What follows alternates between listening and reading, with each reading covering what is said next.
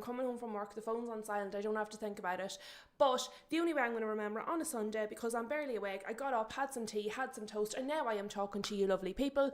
But yeah, so forgot to put the phone on silent. But now it's done and dusted. We have it on silent. We are ready to go. Please do smash a like as you come into the chat, people. We're going to have a bit of a chat about the football yesterday. Obviously, we've lots more football coming up today, which is why we're doing it at this time. So we've time to talk through everything and then discuss the matches that are upcoming. I have to say, I am absolutely thoroughly enjoying this weekend of football, not just because the results are suiting my team, Manchester United, but because it's just, they're all really good matches. They're all really important matches, lads. I'm so sorry.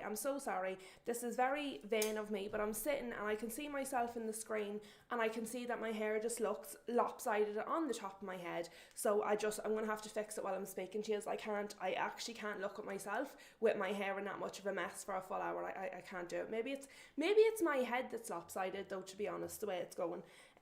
We'll just leave it like that in a wee ponytail and then it'll stop distracting me, hopefully. But we had some massive games yesterday, some really important games yesterday, some really important games for the title race, for the top 5 race, down in the relegation zone. And obviously myself and Ash talked about all this on Friday, the importance of these results. Now we know some of the results, it's fascinating. I'm loving life. And as I said, some of them do suit my team, Manchester United, which makes it all even better. But let's take a look at the scores on the doors from yesterday. So, first of all, Aston Villa Leeds. I was 100% convinced Leeds were going to beat Aston Villa. They were beating Aston Villa.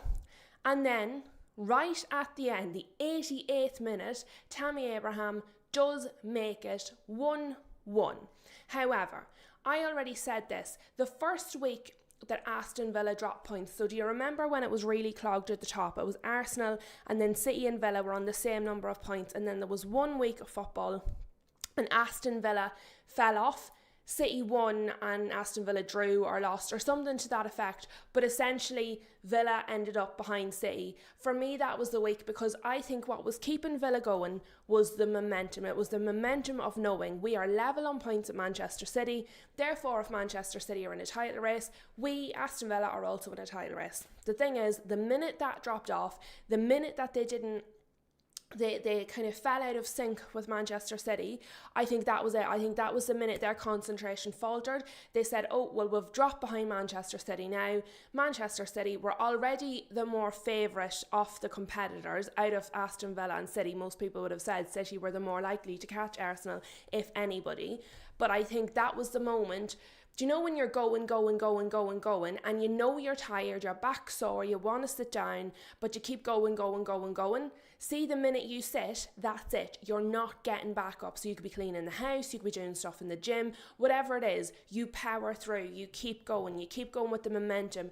The minute it slips for even a minute, you say, I'm going to sit here just for a minute, I'm going to rest just for a minute, I'm going to take a break between sets, I'm going to sit down before I clean the bathroom after hoovering the stairs, whatever it is, the minute you sit, the minute you take that break, you lose it. You just lose the momentum. And to me, that week, I think it must have been 3 weeks ago, that week where Villa lost that first kind of footing and they drifted slightly from Manchester City, in my head, I accepted, right, that's it, Villa are done. And to be honest, they've been dropping points ever since. So if we go here to their matches, not their fixtures, their results.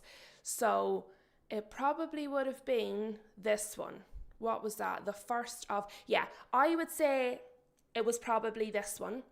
When they lost this match, I reckon that was probably, because look, there you go, the Premier League, so obviously we're still doing well when they beat Newcastle, so I reckon here, the 1st of February, when Brentford beat them, I would say that was the start of it, because if you look, Brentford beat them, then they drew to Bournemouth, they beat Brighton 1-0, but Brighton are on the verge of sacking their manager despite yesterday's result. This is the FA Cup, but again, they lost. And then they draw to Leeds yesterday. So I think once they lost these points here against Brentford, that was it. They were out of any sort of a title race that the most hopeful of us had ever put them in.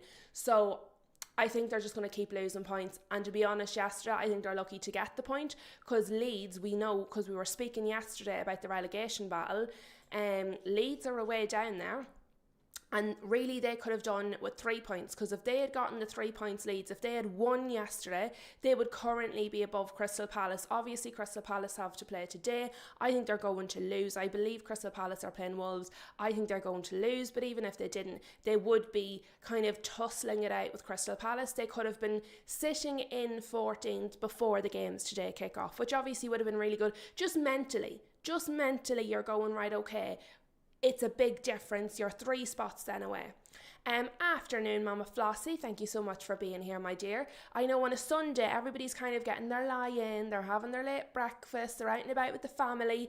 And to be honest, if they're anything like me, they're getting all their bits done. So at 2 o'clock when the football kicks off, you can sit down and look. So I find sometimes if I'm not streaming on a Sunday, just before the matches, I find what I would be doing right now, which is probably why it's on my brain, is I would be cleaning my house, I'd be doing some laundry, I'd be unloading the dishwasher, all that fun stuff. So I do appreciate a lot of people may actually be watching this on the playback later on.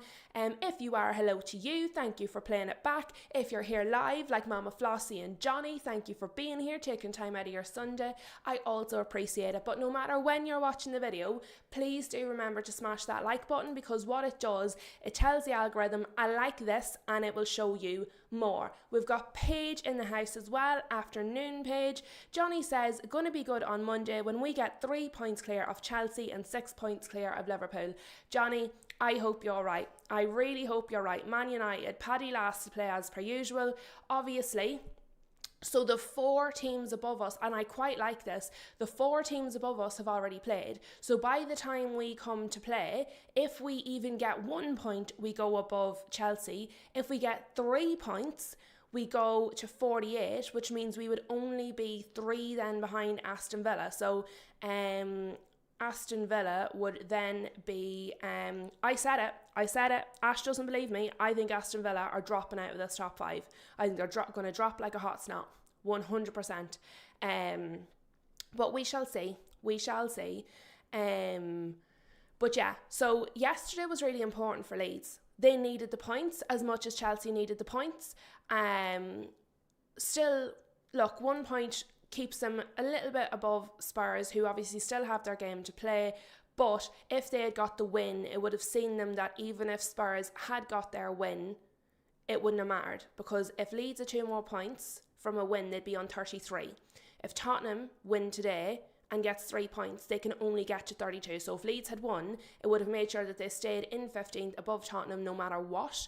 They didn't do that. So obviously Spurs, well, that'll be a small mercy for them given the match they have to play later today. I see Chris is in the house. Chris, you have made it to a live show. Welcome, and it's lovely to see you.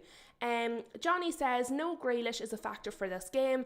None of Amarim's defender subs to deal with, so I'm confident. What I will say is, Johnny, I thought Everton were going to fall off after Grealish got injured, but actually the results have been better, and I've been watching it because I've been waiting for the fall off, because obviously he is a key player. He had been performing quite well for them, but they're getting the results without him. They are actually getting the results without him 100%.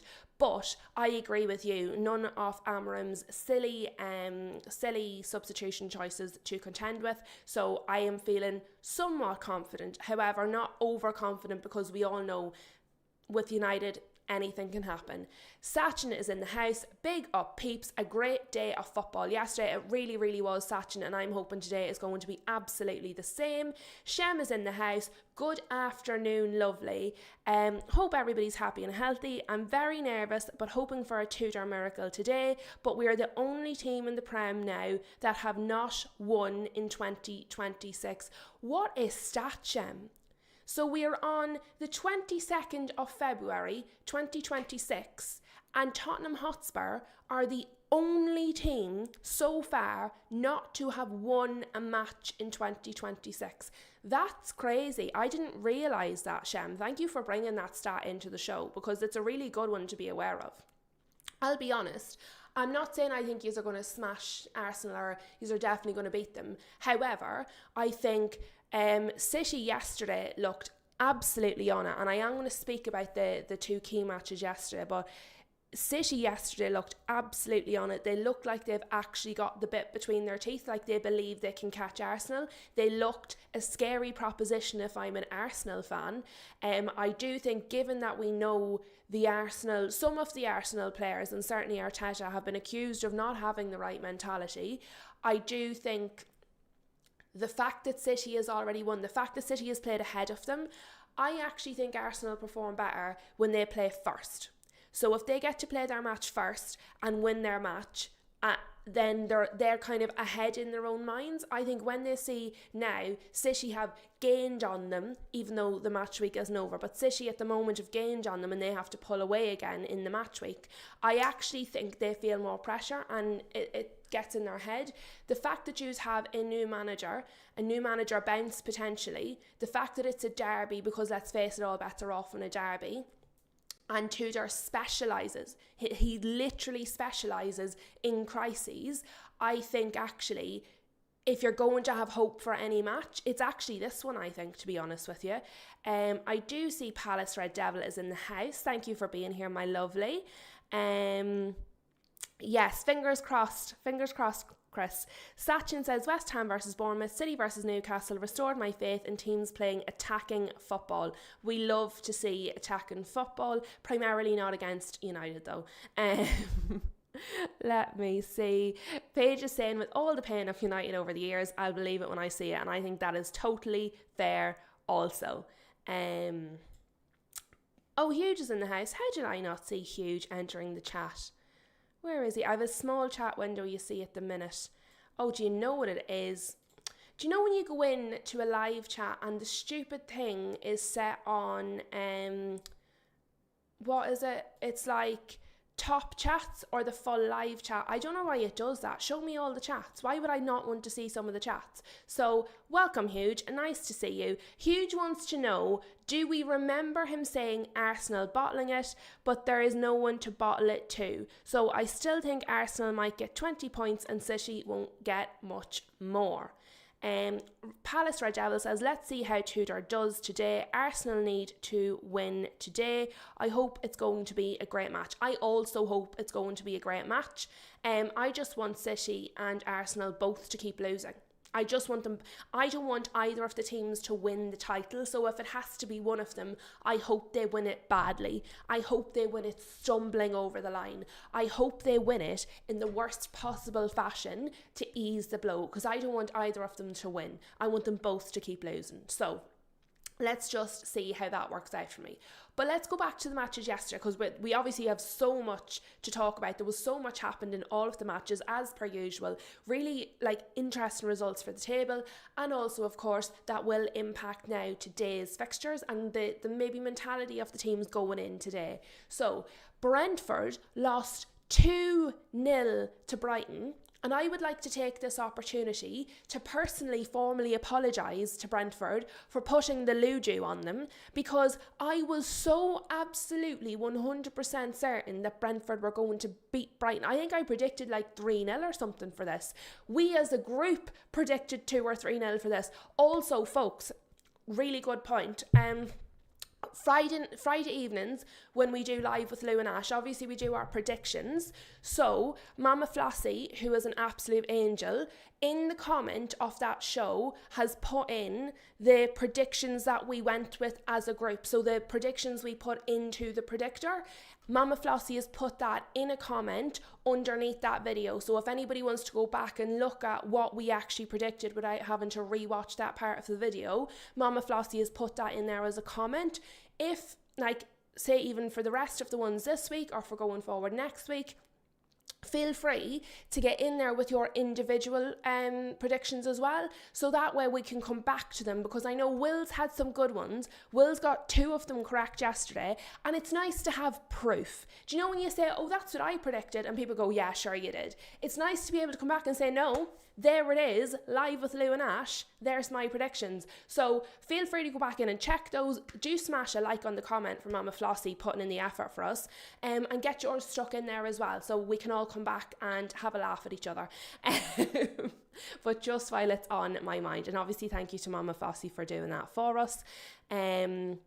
Hugh just saying, if we win, we being United, we are 10 points behind. And that's an excellent point, Hugh, because if they keep losing and we keep winning, miracles happen. Miracles happen, and honestly, I might cry with joy if that happened. Sachin says, Brentford actually played bad, to be honest. Genuinely, it was like, I think I did it to them, because Brighton, so I did a video in the week about how bad Brighton have been, what a bad run they've been on. They had been 14 Premier League games with only 1 win, so they're 2 wins in 15 now. And the fact that the fans were calling for Hertzler to be sacked, everything was bad at Brighton. I then did another video about Keith Andrews, about how well Brentford are doing, about what their structure is, about this is a culmination of years of developing this structure. It's fantastic to see. They're doing so well. Obviously, their strikers in massive form. And look what I did to them. Look what I did. 2-0 to Brighton. Absolute madness. Now look, no team wins all the time. No team gets all the points. But to see the player of the match was Bart Verbruggen, who is the goalkeeper for Brighton with an 8.1, probably explains a bit of it. I have seen Baleba come in for some stick, but the chap only come on in the 90th minute because Milner was injured. And didn't Milner set the record yesterday for most Premier League appearances ever? So congratulations to James Milner, an absolutely fantastic feat. Massive record. So well done to him and congratulations. A pity he ended up going off injured there right at the end. But, well done to Brighton. Because absolutely, I didn't see anybody predicting a Brighton win there at all. Certainly not a 2-0, keeping a clean sheet and everything. So well done to them. I don't think any of us predicted that one. But still, very interesting. Now I'm going to go to West Ham Bournemouth and then I'll go back to Chelsea. So West Ham 0, Bournemouth 0, incredibly boring. Another 0-0. We've talked about the 0-0 so far this season. We haven't had one that sticks out to me anyway in a little while. I didn't see this being a 0-0. A draw, yeah, but not 0-0. I did think maybe 1-1 we would get some. I thought West Ham would win, would edge it, but even if we were going to have a draw, I did believe it would be a score draw. Obviously not. So the less said about that, the better. Jenny is in the house. Welcome, Jenny. I actually had to do a double take at your name because obviously I'm so used to seeing you on John Hassam and MHF and in Footy Judge Mo, and I'm so used to seeing our Jenny in blue. So welcome, Jenny, to the chat, guys. She's a lovely lady. Nice to see her in here. So, on one of the brief times that one of the lads isn't live, unbelievable. I didn't think those times existed. But we do have to now look at Chelsea, Burnley. Chelsea, who managed to get another red card. What I will say is I believe, and I stand to be fact checked on this, so somebody tell me if I'm wrong, I believe this is the first red card they've gotten under Rosenior. I know they were getting loads and loads of them under Maresca, and so people are saying, oh, well, it's 6 Premier League red cards, 8 overall red cards in a season, discipline. And we had that talk about Chelsea. We did that video about Chelsea. I did the video where I looked at the record for the most yellows and reds in a season. We went through this actually in great detail. We spent an hour talking about it. But isn't this the first under Rosenior? Because if that's the case, you're kind of going, right, maybe let's not be as dramatic. Huge, I think so too. I do think so. So to be fair, it's not that, I'm not saying the other ones don't count, but I'm saying it's very hard to hold them against him when it was nothing to do with him. The fact that he's actually slowed it down, calmed them down, and the rate they were getting them. So up until he came in, they already had 7 in half a season, okay? So now he's been in charge for probably close to 10 matches now at this stage, and it's their first one. So if nothing else, the rate of getting them has slowed down. You could see then immediately once it happened, he had a plan because he had all the paper. He was like me with my notebook. He had all the paper. He was going through everything. He knew exactly what he was doing. He did take off Cole Palmer, but wasn't that Cole Palmer he took off? Let me see, where are we? Yeah, red card, Cole Palmer off. Now, I actually thought that was quite a good decision. I know some people were sort of saying his substitutions were wrong. Some Chelsea fans were saying his substitutions were wrong, and you know your club better than I do, so I'm not going to argue the point with you. In terms of specifically the Cole Palmer one, I thought that was a good idea. The reason I thought that was a good idea was we saw Cole Palmer have a bit of a tweak.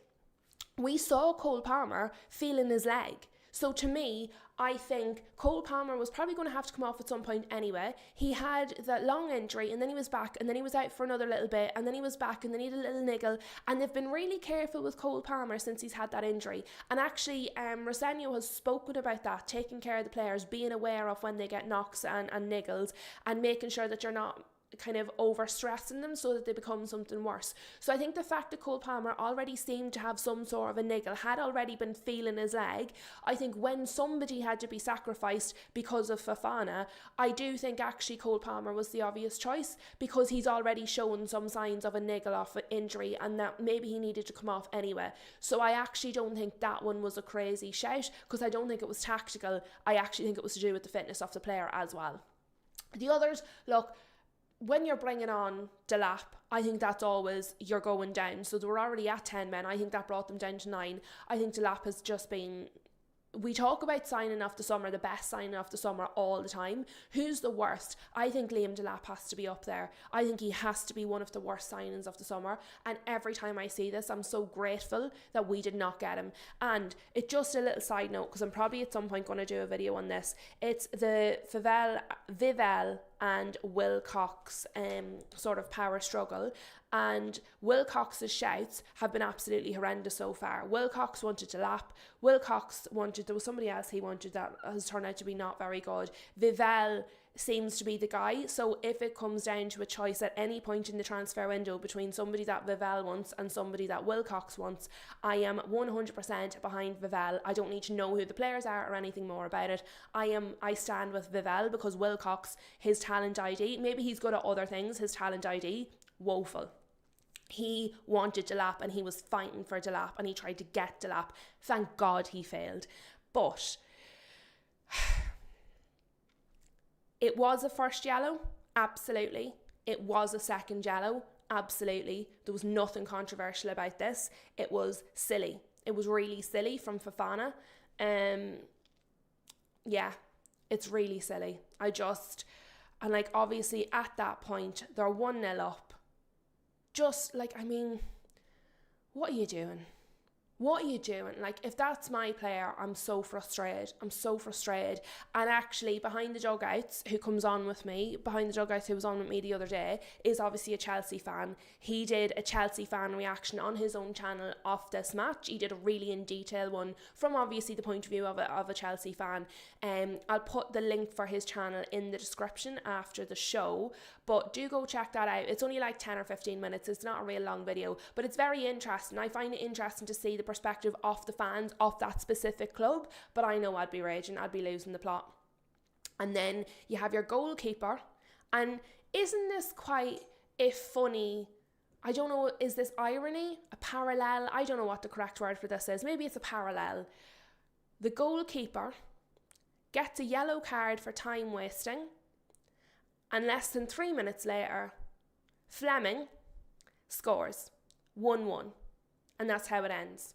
The other day, Arsenal with Wolves have a player down, time wasting, right after it, they concede a goal.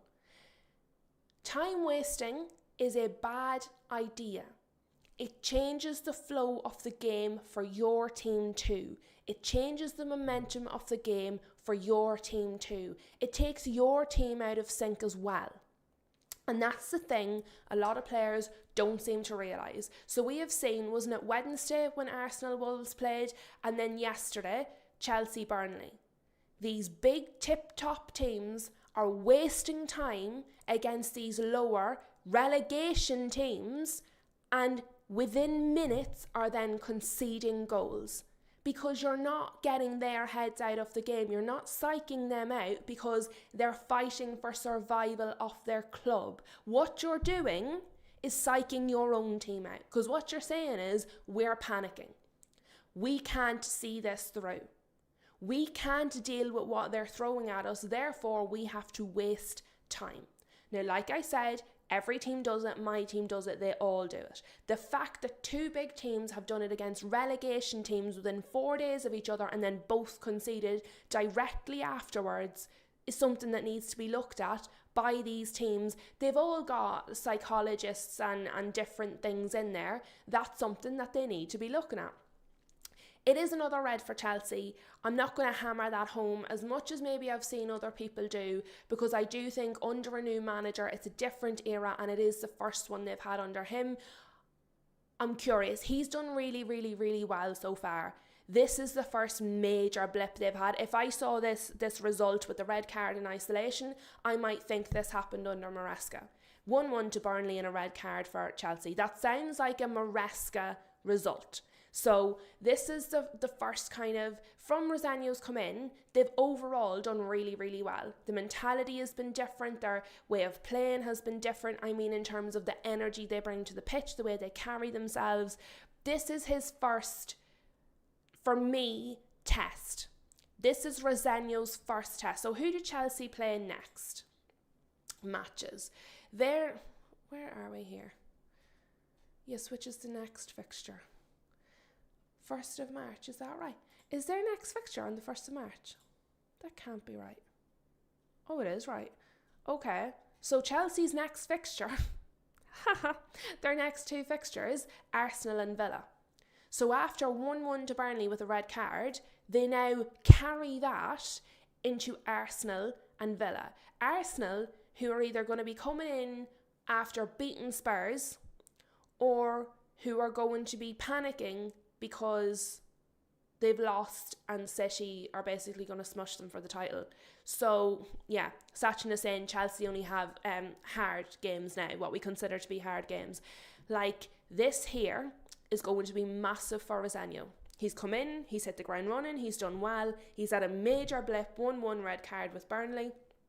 How does he and his team respond? How does he get into their heads? And I think not just the result, but the way they play against Arsenal will tell us, is he the guy? Does he have the potential to actually genuinely make long-term change at Chelsea? That is going to be incredibly interesting.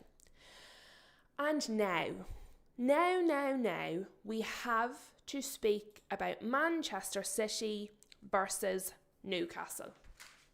First of all, great match. Really, really good, entertaining, fast-paced, physical match. I really, really, really enjoyed this match. I thought, and you can see it there kind of in their highlights, the tussle and the back and forth between Dan Burn and Haaland was fantastic. They're two big guys. Neither of them was given an inch. And you know what I thought? Let me see. Who is the referee? Who was the referee? Where is he? Thomas Bramall. I actually thought, and I know he has received some criticism for yesterday, but actually I really, really, really thought that he did well, because he more or less let this particular battle go throughout the game, which I really did like. I enjoyed that. I thought it was it felt like a bit of a throwback. The players were just allowed they weren't killing each other, they weren't doing over the top, there wasn't anything dangerous. So we more or less just let the battle carry on between the two, because they're both quite even in terms of the physicality of it. So I actually enjoyed the fact that he just let it happen, to be fair. Let me see what you guys are saying before I dig into this match.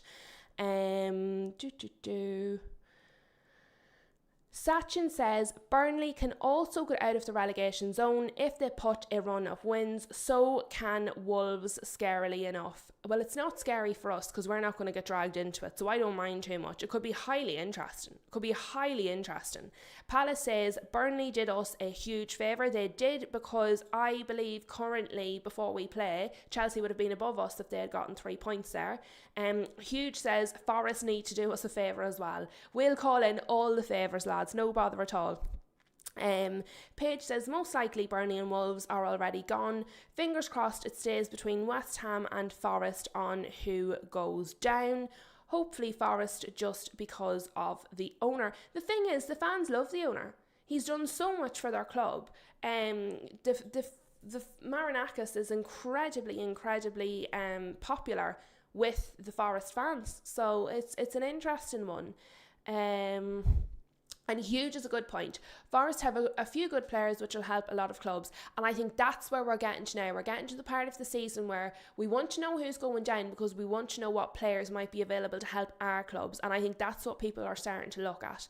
Sachin says, Forest will survive in my opinion. They have the ability to put a string of wins together. I even expect them to beat Liverpool today. Sachin, I think that's entirely possible. I really believe that's possible, 100%. What else are we saying? Palace Rajavil says, Forest for the first time playing under Pereira. It would be interesting if they can manage to stay in the Premier League with all that ownership instability. They did well in Europe, so they played a match under him in Europe. His first match was in Europe. They won 3-0. This is his first match at home with Forest. And obviously he's worked with Marinakis before, so it's yeah, I think it is going to be interesting actually. Flossie says, well, we being Newcastle didn't get a battering and played reasonably well. Flossie, I thought just played really well. Now, what I saw though, so all season long, I have been saying this is not the City of old. This is not the City we know. This is not the City we recognise. This isn't the City. It's not the Pep that we know. Yesterday for that one match, wow, they clicked. They just clicked. It was, honestly, I'm going to forget about the fact that it was City. It was a fantastic match from Newcastle and City. It was fantastic football, two really good teams, two really good sets of players. I really thoroughly, genuinely just absolutely enjoyed the match. Before the match, I predicted 2-2. We came very close to getting that 2-2.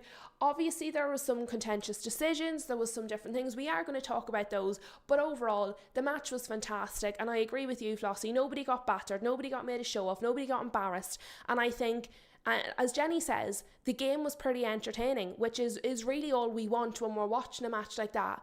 If we had come out with like a 0-0, even though it would have been a draw and City dropping points, I would have enjoyed it less because it wouldn't have been as fun to watch. While obviously the result is the most important thing at the end of the day, as a fan, I watch it for entertainment, and I was entertained, and that's what I want. I want more of those matches. Flossie there says that she enjoyed the physicality of it. Me too, and that's why I wanted to look at the referee. It was Thomas Bramall. I think overall, look, I've seen both sets of fans giving out about some different decisions, but overall I think he did really, really well in general, letting a lot of things go in the match. Flossie also says, we have 387 teacups in the house, which means Jenny, it must have been Jenny, we've had a subscriber during the show, so we're giving Jenny the credit there. She's joined the gang. She is now a teacup, officially. Huge says, I'm worried one bad result could lose us Champions League. Chelsea seem to be able to win against anyone, and Liverpool look settled now. Yeah, I do think it's going to be one game in any direction for any team, Huge, that could lose us Champions League football. But Man City and Newcastle, obviously the scoring started really, really early. Nico O'Reilly got the first, Nico O'Reilly got the second. Genuinely, now obviously Lewis Hall got one in the middle of there, but I just want to talk about Nico O'Reilly for a minute. What a fantastic young player. And to see Haaland as the assister. So at the start of the season, maybe at the start of the season, I was saying, you know, City are very much kind of a one-man team in terms of scoring. If Haaland were to get injured, even though he's not an injury-prone player, if Haaland were to get injured, what would they do? Well, Nico O'Reilly was just absolutely fantastic. Aaron is in the house. Welcome, welcome. And he's so good. He's really, really good. But like that, to see Erling Haaland assisting rather than scoring just goes to show you how good this boy is. And honestly, like this, just before this, who was it put the pass through to Haaland? Because the pass that was put through to Haaland to give the assist, I can't remember who it was. It was brilliant. It was very, very good. And then obviously Marmoush helping here. It was this one here, the first goal, I thought was a very well worked team goal, because it really started inside their own half with City. And like Haaland knocked it on with his head, and then Omar Marmoush is running through, and then he's slipping it for Nico O'Reilly. It was a great team goal, the first one.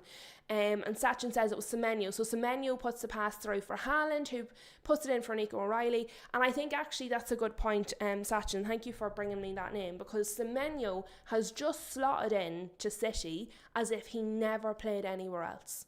You would think he was playing with City forever. It's actually incredible to see.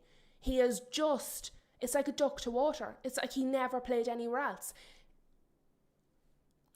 Actually, it's a little bit, I'm lost for words, because it's a little bit, that is the best by a country mile I have seen Manchester City all season.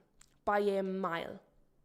I do think it tells you a little something about their mentality, because there was a match there not long ago, and they basically said, I think it might have been Bernardo Silva said it.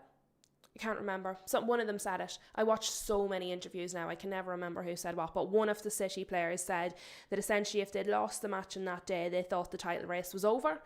And we could see that in their behaviour. We could see that in their actions on the pitch. We could see that in the things that were saying in the media. You could see that in the way they were carrying themselves. You could see it in Pep. And so obviously, City need to see the light to be able to perform at their tip-top level. And when they thought it was slipping away, it didn't galvanise. You know the way some teams, you know, if they're not doing well or if they think they're falling off, it galvanises them, and that's what motivates them. It seems like with City, what motivates them is the chance that they can still do well. So it's just something to note for them about the future, because people talk a lot about Arsenal's mentality and, you know, Arsenal are bottlers, and when the pressure's on, they don't turn up. And it just made me think, well, to be fair, the City players have come out and told us that when the pressure was on and they felt like it was slipping away, they thought it was over. So it's only now when they see the possibility of coming back that they're actually putting the heads down and performing like this. So it's just something to note, just something to be aware of, because I thought it was interesting. But also, I thought Newcastle gave a very, very good account of themselves, because a lot of people, not in our chat and not on our channel, but a lot of people across the internet were giving Newcastle very little chance going into this. Obviously, their away record this season has been fantastic. They're playing City, who are overall a very good team and who are very much in a title race and fighting for another title. And so I think as well Newcastle had quite a few injuries. I'm pretty sure, didn't I see the other day, Newcastle had another injury, and they seem to be dropping like flies at the minute. And Bruno G, that's who it was. How could I forget a name like Bruno? Silly me. But Bruno G being out, and they have a terrible record. They have an absolutely terrible record without Bruno G. And so people have basically written them off before the match even started. And then obviously you start the match and Dan Burn gets a really early yellow card, and you're going, oh bloody hell, that's not good. Nico O'Reilly scores in the 14th minute, and you're like, right, well that's it then. And then Lewis Hall, absolutely sensational goal. Really, really good. I know it took a deflection, but to strike it from where he struck it, and it was going on target, and I actually think Donnarumma couldn't see it until basically the last second, even if there hadn't been a deflection because of the crowd of people in the box. It was going in anyway, which is obviously why it's been accredited to him. Very good. And Lewis Hall has had such a good season. Jacob Ramsey has been playing really, really well. To see the two of them combine to get the goal was lovely. So at this point you're going, okay, they've scored and Newcastle have hit back really fast. So all hope is not lost. Newcastle are very much in this game. And then obviously Nico O'Reilly gets another one 5 minutes later. So in the space of 13 minutes, we saw 3 goals. I thought we were going to have a goal fest. I thought there might have been 7 or 8 goals in the match. I thought we were just going to go mental. I was expecting, because it went City, Newcastle, City, I was like, okay, Newcastle, you're up. Next, please, get the goal in the back of the net. Obviously then, we do make it to half-time. It stays 2-1 to City. And then we play the entirety of the second half without there being any goals. So we got 3 in the first half within 13 minutes and then none in the second half whatsoever. However, I do think it was still a very, very interesting second half. The one thing I want to talk about specifically in this match was the fact that Dan Burn did actually make it 2-2. He did put the ball in the back of the net, but he was deemed to be offside. And you're like, right, okay. But he was pushed offside, which is a foul. And so it is actually, and I actually had to look this up because when I was watching the match, I'm in a group chat, and my reaction at the time was, he's been pushed offside. So surely that can't count as a real offside because he didn't intend to be there. He was pushed there. And so I had to look up the rule. Now, there's a lot of jargon in the rules, and so I wasn't expecting to get like a clear answer. But actually, this is one of the clearest rules there is. It literally says, if a player scores from an offside position, but they're offside because they were pushed there by the opposition team, then you either retake the set piece, like the free kick, or if it's in the penalty box, it's a penalty, something to that effect. But basically, you don't just discount the goal. So what happened yesterday was incorrect. So while I've given the referee an awful lot of credit for letting the game flow in the way that he did, the decision was absolutely incorrect. There was an incorrect decision in the laws. And VAR did nothing. Like we were saying after the debacle that Newcastle had against Villa, we said, you know, maybe VAR does have its uses on some occasions. This would have been one of those occasions and it wasn't used. And it baffles me a little bit because, I mean, it's a very clear rule and he was very clearly pushed offside. Now, there's the thing of, well, was he offside before he was pushed? Because in that case, it wouldn't count because he was offside. But you're not offside until you interfere with play. And also we see that often on that type of free kick where the kind of the rows of players line up, they start offside, they then run onside and in time for the kick. So he was prevented from doing that by a foul. He was pushed. So he was fouled, which prevented him from coming back onside, which is likely what he was going to do, which is what every team does in that scenario. And so I do wonder if that's going to be looked at. Because if it didn't result in a goal, I'd go, right, whatever, I wouldn't pass much heed. The fact that it resulted in a goal that could have tied the game level impacted Newcastle's season and impacted the title race majorly. I think it's something that has to be looked at. I think we need clarity as a league because I want to know if that happens my player. What is the situation? Because I think the rule's clear.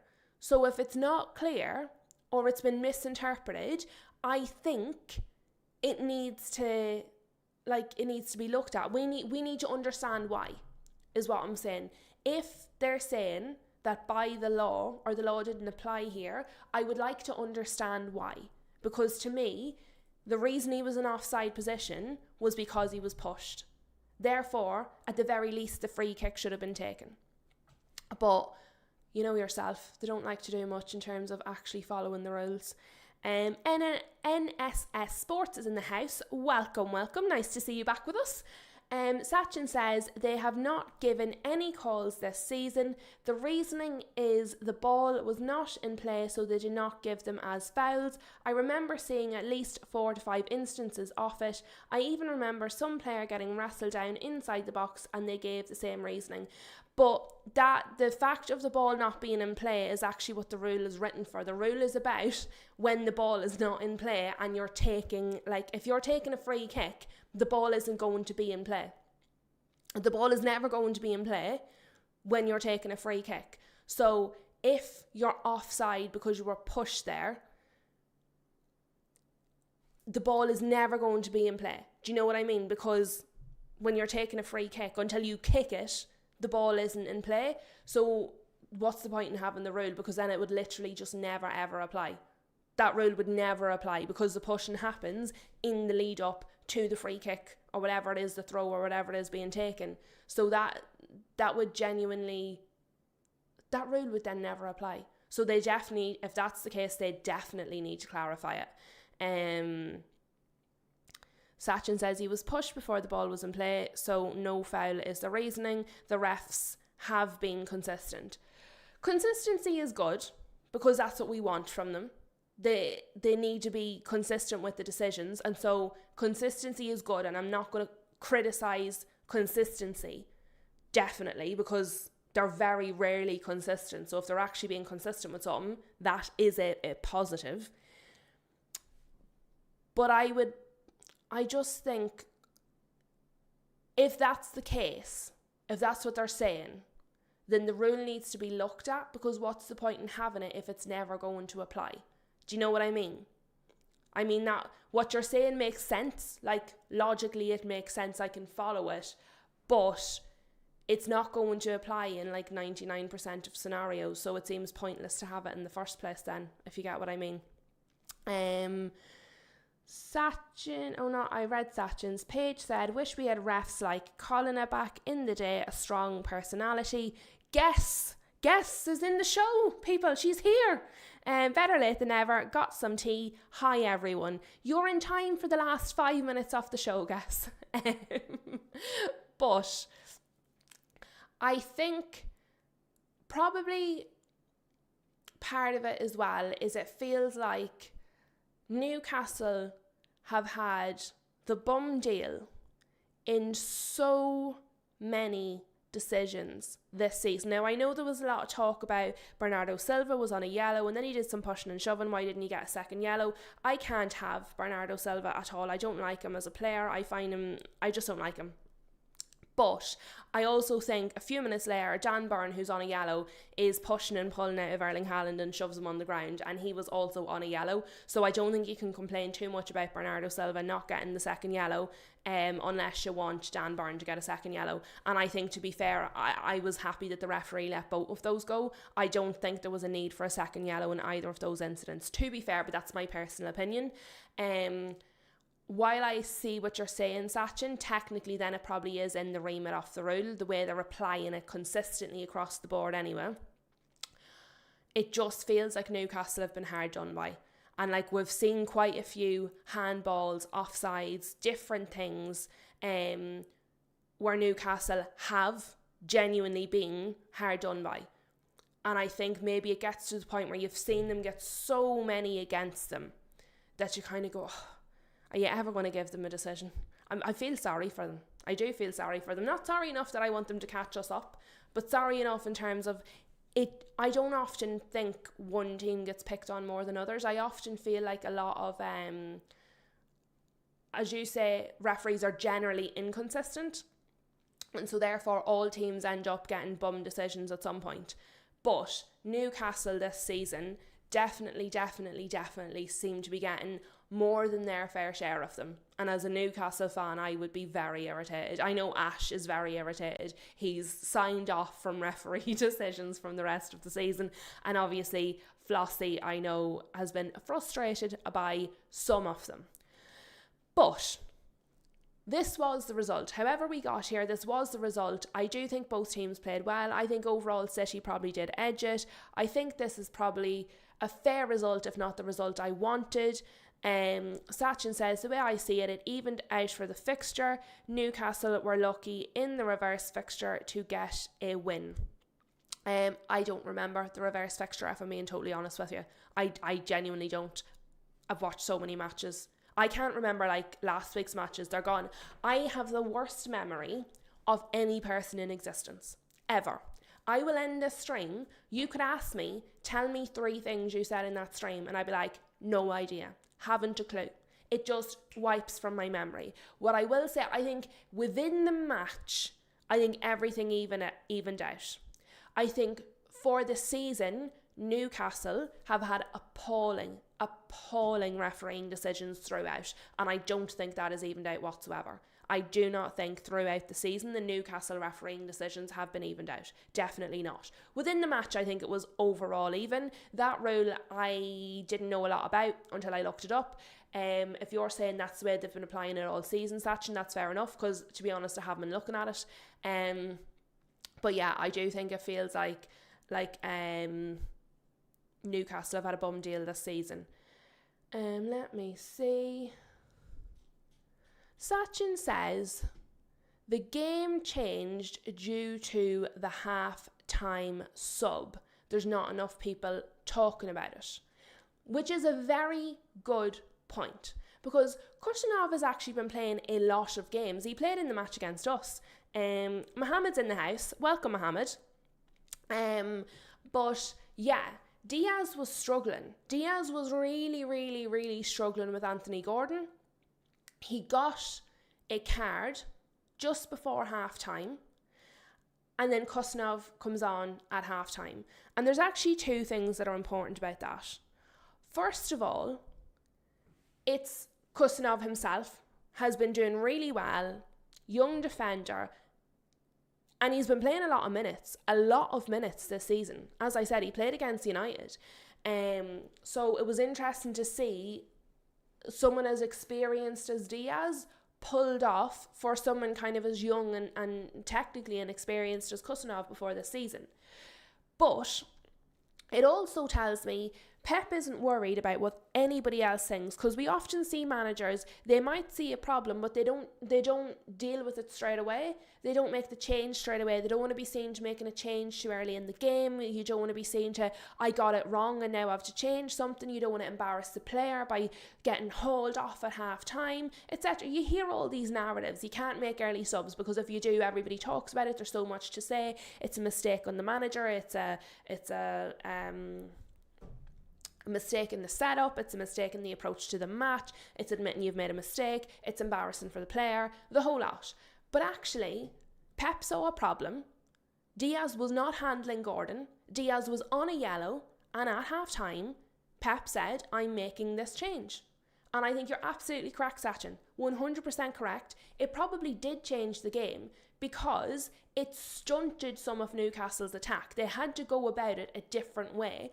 And as we can see, there was literally no more goals in that match at all from either side. So it did obviously change the match, and not in Newcastle's favour. It was a tactical decision. It was clearly the correct decision, and it was done at the correct time. He didn't wait until Newcastle had made it 2-2 to then make the change. And we often see that with managers. They know what they want to do, but they're waiting, and then they make the change when it's far too late.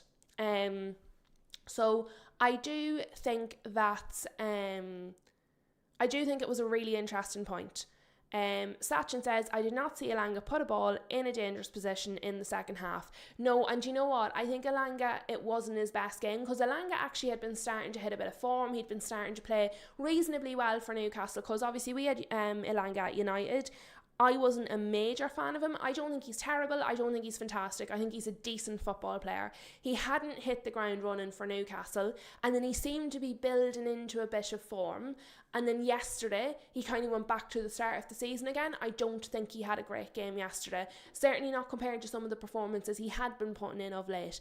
They definitely seemed to be able to deal with him yesterday. So again, another good point from Sachin there. Mohammed, we have just spoken about the pushing and shoving for that free kick. If you go back maybe 10 minutes in the video, and we've just done a whole section on that. So you will be able to see everything that everybody thinks about that whole scenario. So good question. We've literally just talked about it. But, that leads us to today, people. So let's go to today's fixtures. So Crystal Palace Wolves. Again, I think Wolves are going to win that. Forest Liverpool. That could go either way, but it's at least possible for Forest to beat Liverpool, considering they drew with Burnley. Sunderland Fulham, that could be another 0-0 based on West Ham yesterday. Spurs Arsenal, that's the game we're all looking forward to. That's the game we're all talking about. That's the one we want to see. And really, that game there can decide the trajectory of the relegation battle and the title race for the entire rest of the season. If we look at it now, Manchester City are currently on 56 points, 2 points behind Arsenal. Arsenal obviously have already played their game in midweek against Wolves, which leaves Everton a bit funky because it looks like 27-27. So essentially at the minute, with all things equal, both teams haven't played 27 games. Arsenal are now only 2 points ahead of Manchester City. Obviously, if they win today, they go back to 5 points ahead of them, but Manchester City will then still have their game in hand. So this here, it's so interesting. And you know what? I've really talked myself into thinking Spurs are going to win, which means Arsenal are probably going to win 3-0. But I've really talked myself into Spurs winning this. I've thought I'm going to have a word with Tudor if he, after all the talking I've done about him being a crisis specialist, I'm going to have a word. I'm going to send an email. Flossie says, apparently Elanga has just become a dad and is suffering sleepless nights. I'll be honest, that could be correct. That could be absolutely true, because lack of sleep is bad. It's bad for your concentration, and the fact that he had run in a bit of form and now seems to have dropped off again, I mean, the timeline would add up. So while he still needs to be doing the business because it's his job, I can somewhat understand if he's tired. Paige says Wolves, Pool, Sunderland and Spurs to win. No, we never want Liverpool to win. We never ever. I agree with Wolves. Liverpool need to lose. Sunderland, Fulham, I don't really care. And Spurs. Yeah, we'll give Spurs a win. Sachin says Tudor can do something, not that straightforward. I definitely see Arsenal conceding more than one. Teams are catching up on unsettling Raya. Absolutely correct, Sachin. We've spoken about this after last 2 matches from Arsenal. Raya, his head needs to get in the game because he's all over the place. But lads, we have been live for an hour. A whole hour we have been live together. I'm going to let everybody go. It is 1:30. Get yourselves ready for the football, get a drink, get some snacks, sit down and enjoy the rest of today. We will be back tomorrow. Tomorrow, I believe I will be 7 instead of 7:30, because obviously Everton Man United 8 o'clock. We can't miss the start of that. So I will see you guys back here 7 p.m. tomorrow, where we will be talking about, hopefully, lots more goals, lots more good matches and lots more entertaining football. Have an absolutely lovely Sunday. Smash a like on your way out if you haven't done so already. Thank